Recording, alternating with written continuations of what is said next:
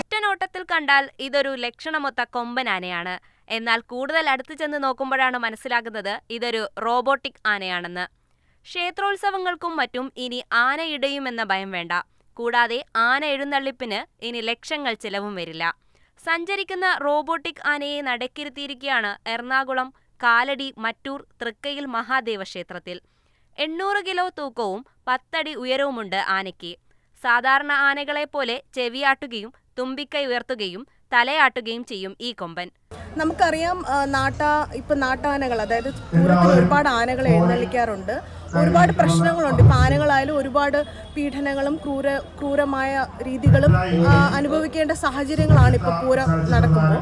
അപ്പോൾ അത് മാത്രമല്ല, പിന്നെ ഒരുപാട് ഇപ്പോൾ കഴിഞ്ഞ 15 വർഷത്തിനിടെ 526 പേരാണ് ആനകളുടെ ഈ പൂരത്തിന് എഴുന്നള്ളിച്ച ആനകളുടെ ആക്രമണത്തിനിരയായി കൊല്ലപ്പെട്ടത്. അപ്പം അത്തരം സാഹചര്യങ്ങൾ ഒഴിവാക്കി തീർത്തും സുരക്ഷിതമായ ഒരു അന്തരീക്ഷം പൂരം നടക്കുന്ന ക്ഷേത്രങ്ങളിൽ ഒരുക്കാനാണ് നമ്മൾ ഈ മെക്കാനിക്കൽ എലിഫന്റിനെ ഇങ്ങനെ പല ക്ഷേത്രങ്ങളിലായിട്ട് പീറ്റ ഇപ്പോൾ സംഭാവനയായിട്ട് ചെയ്യുന്നത്. മെറ്റീരിയൽസ് കൂടുതലും റബ്ബർ മെറ്റീരിയൽസ് ആണ്. കാര്യം എന്ന് വെച്ചാൽ ഇതിന് മൂവ്മെൻറ്റും മറ്റു കാര്യങ്ങളും ഒക്കെ ഇതിനുണ്ട്. കുറേ മെക്കാനിക്കൽ പാർട്സ് ഉണ്ട്. ഇതിൻ്റെ ഐസ് ബ്ലിങ്കിയും പിന്നെ അതിൻ്റെ തുമ്പിക്കൈ മൂവ്മെൻറ്റ്, അപ്പോൾ അങ്ങനെയുള്ള കുറച്ച് കാര്യങ്ങൾക്ക് വേണ്ടി നമ്മൾ റബ്ബറാണ് കൂടുതലായിട്ട് മെറ്റീരിയൽ ഉപയോഗിച്ചിരിക്കുന്നത് ഇതിൽ.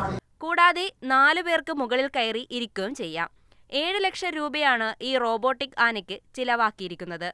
ഡൽഹി കേന്ദ്രമായി പ്രവർത്തിക്കുന്ന മൃഗസംരക്ഷണ സംഘടനയായ പീറ്റയാണ് റോബോട്ടിക് ആനയെ ക്ഷേത്രത്തിലേക്ക് നൽകിയത്. അപ്പോൾ ഈ ആനകളുടെ ആക്രമണം ഉത്സവപ്പറമ്പുകളിൽ വർദ്ധിച്ചു വരുന്നു. ആനകളോടുള്ള പെരുമാറ്റം ക്രൂരമാകുന്നു. ആനകളെ കൂടുതൽ സമയം വെയിൽ കൊള്ളിച്ച് എഴുന്നള്ളിക്കുന്നു.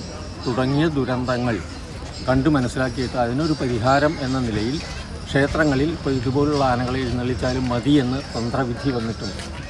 അതനുസരിച്ച് ക്ഷേത്രങ്ങളിലും മറ്റ് ആരാധനാലയങ്ങളിലും ഒക്കെ ഇതുപോലുള്ള ആനകളെയാണ് ഇപ്പോൾ ഉപയോഗിച്ചുകൊണ്ടിരിക്കുന്നത്.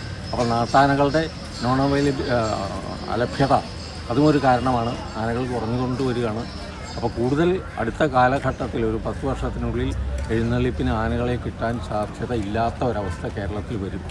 അത് മുൻകൂട്ടി കണ്ടുകൊണ്ട് തന്നെയാണ് ഇപ്പോൾ ഇതുപോലുള്ള സംവിധാനങ്ങൾ ഏർപ്പെടുത്തിയിട്ടുള്ളത്. രഥം ഏർപ്പെടുത്തിയിട്ടുണ്ട്. ഇതുപോലുള്ള റോബോട്ടിക് എലിഫൻറ്റ്സ് അതും ഉണ്ട്. അതിലേറ്റവും അട്രാക്റ്റീവായിട്ട് തോന്നിയത് ഈ റോബോട്ടിക് എലിഫൻ്റാണ്. അത് നമുക്ക് സംഭാവന ചെയ്തിട്ടുള്ളത് പെറ്റ എന്ന സംഘടനയാണ്. ക്ഷേത്രത്തിൽ നടന്ന ആനയെ നടയിരുത്തൽ ചടങ്ങ് റോജി എം ജോൺ MLA ഉദ്ഘാടനം ചെയ്തു. തൃക്കയിൽ മഹാദേവൻ എന്ന് ആനയ്ക്ക് നാമകരണവും നടത്തി. മറ്റ് ക്ഷേത്രങ്ങൾക്ക് ആനയെ വാടകയ്ക്ക് നൽകുകയും ചെയ്യും.